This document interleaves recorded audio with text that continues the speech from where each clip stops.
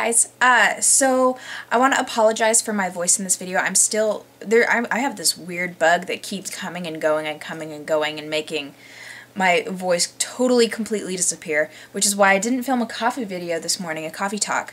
But as I'm warming up a little bit, my voice has slowly returned, and I wanted to do kind of a coffee talk video except without coffee and with my makeup done and my hair done and no contacts because it's a lazy day. But anyway, I wanted to do kind of an equivalent to a coffee talk for today. Today I'm actually going to talk about YouTube beginner tips. And as always, just like any other coffee talks, I want to, feel free to send me messages, feel free to post comments for requests of topics that we can talk about next week, etc., etc. If you need any advice whatsoever, then feel free to post a comment or send me a message. I wanted to do this because I know it'll help a couple of you that are just beginning out in YouTube. Number 1, when and how to start a YouTube channel. What age should you be when you start a YouTube channel? I have seen girls ages 8 or 9, like really, really young, to as old as like 55 or so, fall into this niche, this style of video. And I think it's important to talk about age just a little bit when it comes to making videos. Personally, I don't see anything wrong with making videos if you are particularly young, let's say under the age of 15 or so.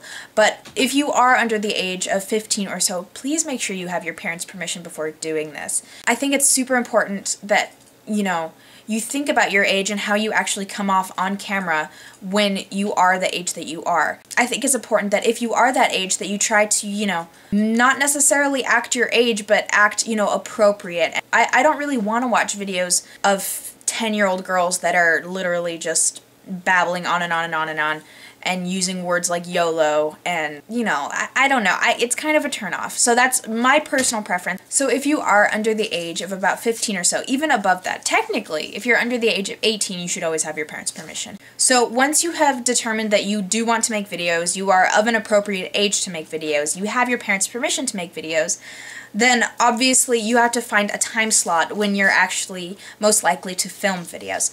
When I first started filming videos, I think it was toward the end of summer break.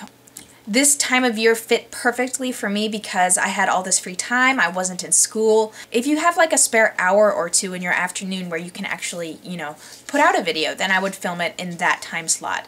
So once you've actually found when you want to film your videos, you have it kind of in your head when you want to film, then obviously if you don't have a YouTube account, then I would seriously suggest making one. When I first started making videos, I didn't know what videos I was going to make, and I just created an account to comment on videos. So my username is literally my name, Katie, C-A-T-Y, my name. So although you don't necessarily have to make your name about the topic that you are going to be filming about, it might be preferable to get you views later on in life if you have makeup in the title, if that is what you are going to be doing. If you're planning on monetizing your videos and actually creating revenue from your videos, then you obviously have to connect your YouTube account with a Google AdSense account. To create an AdSense account, you are going to need your full name and address, your phone number, your email, and even your tax information and social security number, which is another reason why you definitely need to have your parents' permission before you actually, go about doing YouTube videos, specifically if you want to generate revenue from them as well. So number 2, the technical specifications of filming and editing and uploading videos to YouTube.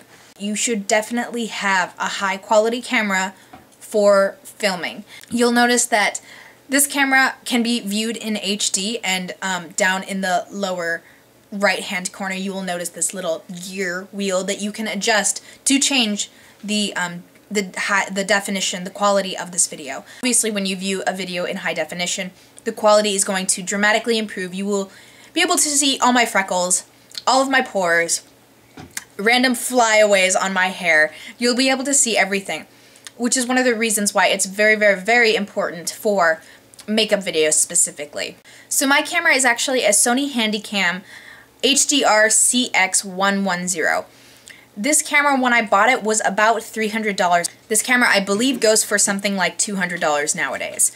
Another important aspect of creating videos is having a good editing program.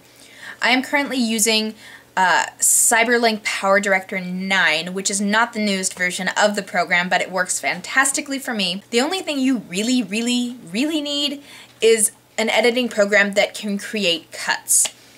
Power Director is really good for me as well because in my videos I like to play around with the lighting a little bit because I don't have the best setup for lighting. Literally, this is my setup right now. It's pretty atrocious. You have this light in front of, I believe literally this was just a cut up pillowcase to create better lighting, which really did not help in the long run. I don't have a tripod. I have a stack of books and magazines, but I'm also in front of a window to create a natural lighting effect. It doesn't cost a fortune to create a good setup. You don't need a tripod. A stack of books works just fine for me. A pillowcase creates whiter light. It's perfect for me. But occasionally I will get a moment in my videos where the lighting is just a little bit off. Either I look completely washed out, which is pretty much how I look normally because I'm white as death anyway. Power Director allows me to play with the contrast of my videos a little bit and add a little bit more saturation so I look more alive. Get a computer with a decent amount of RAM and a decent CPU and has enough space that for you to actually store your videos. A lot of people on YouTube use MacBooks.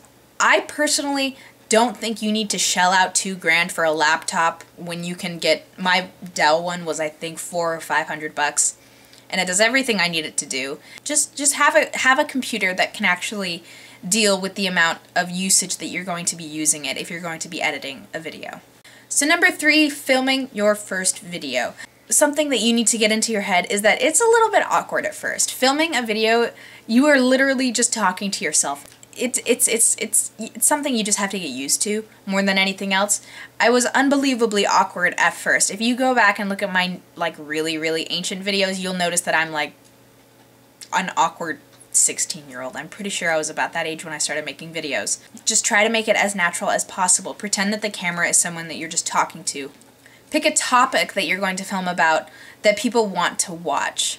You should film a video that is a popular one that fits into your niche audience. A good first video would be like a tag video and post it to video responses to other tag videos to get more views, or a makeup collection or a room tour or something that is heavily searched for on YouTube. So number 4, increasing your views. The biggest tip that I have found to actually gain more views is to market yourself and put yourself out there a little bit more than simply uploading a video does. Utilize the share video option. I've actually shared a good portion of my videos with a lot of other people that I've noticed commenting on similar videos as mine, and it makes it so you're giving people a heads up to your videos, you're giving people a heads up to what you have to offer to the world, but the share video option exists for you to get your videos out there. So utilize it. Utilize video responses and comment on other videos that are similar to yours. Don't spam other videos with your comments saying, come to my channel, subscribe to my channel. Nobody wants to do that if they see those comments on videos. You'll gradually notice that your view count will start to grow. And what's important, an important aspect of actually keeping views and subscribers is to continue to upload very frequently. And I try to upload at least twice a week, sometimes more, sometimes less, but always once a week, at least once a week. Number 5, it is so important to connect with your audience and actually talk to your audience and understand what your audience wants to see, wants to learn, wants to know. So I make it a point to try to respond to 90% of comments that are left on my channel or my videos or in my inbox.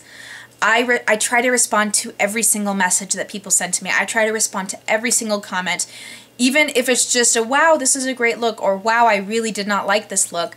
I will always try to respond with a thank you, or a thank you for your criticism. Let me know, how do you think that I could change this? What do you think I can improve on? It's important to be relatable, which is why I created that vlog channel, so you guys can actually see into my personal life and see what I'm doing outside of YouTube. So number 6 is just my miscellaneous section. People in your personal life are going to find your videos. Let me say that again. People in your personal life are going to find your videos. I guarantee it, it's going to happen, it's inevitable. But even though they find your videos, I'm not embarrassed about my videos. I'm not, you know, there's nothing that I'm doing that I have to be embarrassed about or ashamed of. People in my personal life have found out, and people know that I do this, and I don't have a problem with it. I did. When it first got out, I was so scared that people in my high school were going to make fun of me. It seemed embarrassing. It was beyond embarrassing at first, but it was not something that was unbearable. The nice thing about high school is that gossip goes away after about a month, and then they're on to the next, you know, juicy topic or whatever. You probably don't have anything to be embarrassed about because this isn't really embarrassing at all. Applying makeup is something that a huge chunk of girls do in the Western world and will continue to do so whether or not there's a camera in front of their face. So there's not really anything to make fun of.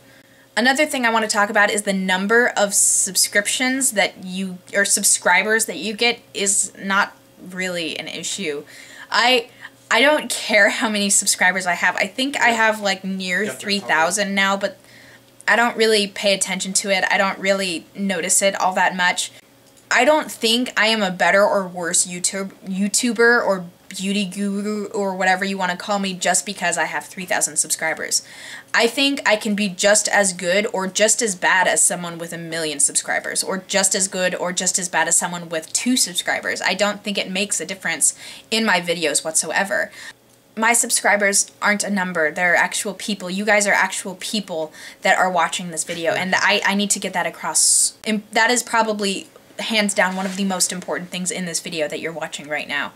You are a person, you are not a number to me, and I wish more people thought that way, because I think the whole subscribers thing is a little bit overrated, honestly, because it doesn't show who I am as a person, it doesn't show who you are as a person.